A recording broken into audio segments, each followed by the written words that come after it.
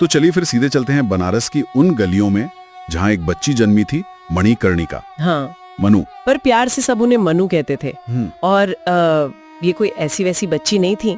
मतलब सोचिए, जहाँ बाकी बच्चे गुड़ियों से खेलते, मनु को तलवारें चलाना पसंद था। बिल्कुल, उनका बचपन ही अलग था। ये गाथा बताती है कि घुड़सवारी, तीरंदाजी, तलवारबाजी, हाँ, ये सब तो जैसे उनके खेल थे। हाँ, पेड़ों पर बिजली की तेजी से चढ़ जाना, किसी से डरना नहीं। पिता मोरोपंत तांबे जी ने माँ के निधन के बाद उन्हें सिर्फ लाड़ प्यार ही नहीं दिया, बल्कि शस्त्र और शास्त्र दोनों की शिक्षा दिलवाई। मतलब ये उस जमाने की सोच से तो बहुत ही आगे की बात थी। वाकई, शायद इसीलिए उन्हें लोग नन्ही शेरनी भी बुलाने लगे थे। हाँ बिल्कुल। और एक मजेदार बात, इस किताब में उनके प्यारे सफेद घोड़े बादल का भी जिक्र है। सुना है उस पर सवार होकर वो हवा से बातें करती थी। हाँ हाँ, बादल का जिक्र आता है। जरा सोचिए, अगर कोई मनु का दोस्त होता उस वक्त, तो क्या वो भी उनके साथ तलवार चलाना सीखता? ये सोचने में ही कितना रोमांच है। खैर, समय बीता और मनु का विवाह हुआ झांसी के राजा गंगाधर राव से जी। और तब वो बन गई रानी लक्ष्मीबाई। फिर उन्हें एक बेटा भी हुआ, दामोदर राव। महल में जैसे खुशियां ही खुशियां थीं। लेकिन शायद किस्मत को कुछ और ही मंजूर था। हाँ, राजा गंगाधर राव ज्यादा समय तक उनके साथ नहीं रहे। उनके निधन के बाद अंग्रेजों की बुरी नजर झांसी पर पड़ गई। हाँ, वो हड़पना चाहते थे झांसी को, क्योंकि उनका वो नियम था ना कि सीधा वारिस नहीं है। बिल्कुल, डॉक्ट्रिन ऑफ लैप्स। यस, उनका यही मानना था कि सीधा वारिस नहीं है। तो यहीं पर रानी लक्ष्मीबाई का वो रूप सामने आया जिसने इतिहास ही बदल दिया। सही कहा।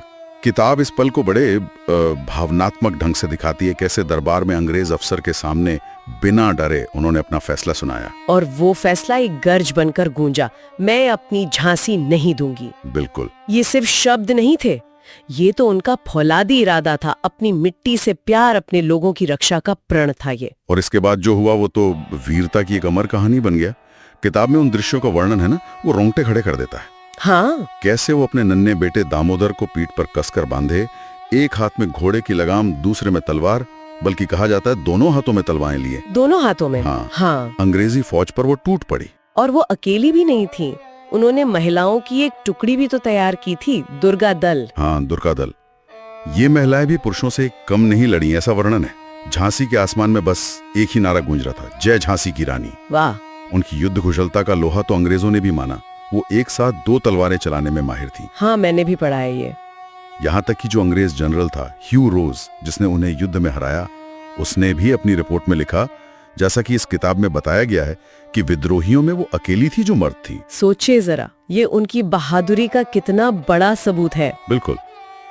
हालांकि इस लड़ाई में वो वीरगति को प्राप्त हुई, पर उनकी कहानी, उनका साहस, उनकी देशभक्ति, वो हमेशा के लिए अमर हो गई। वो हार कर भी जीत गई एक तरह से। निश्चित रूप से रानी लक्ष्मीबाई आज सिर्फ इतिहास का हिस्सा नहीं है, वो तो प्रेरणा है। सही कहा, नारी शक्ति, हिम्मत और अपने कर्तव्य के प्रति समर्पण का प्रतीक। उनके कहे शब्द जैसे मैं अपनी झांसी नहीं दूंगी, या वो जो कहते हैं हिम्मत से बड़ी कोई तलवार नहीं होती, ये आज भी हमें रास्ता दिखाते हैं। हाँ, और किताब में एक जगह ये भी जिक्र है कि वो मानती थी एक नारी में 100 शेरों का साहस छिपा होता है। क्या बात है। उनकी जिंदगी हमें बहुत कुछ सिखाती है। पहला तो यही कि मुश्किलों से डरो मत, उनका सामना करो। हाँ। दूसरा, अपनी जिम्मेदारी समझो और उसे निभाओ, चाहे कीमत कुछ भी चुकानी पड़े। बिल्कुल। और तीसरा ये कि औरतें किसी भी मायने में कमजोर नहीं है। और साथ ही अनुशासन और अभ्यास का महत्व भी। वो जो बचपन से तलवारबाजी और घुड़सवारी सीखी थी, वही तो युद्ध में काम आई। सही। और सबसे बढ़कर अपने देश और अपनी धरती के लिए वो जो प्रेम और सेवा की भावना थी।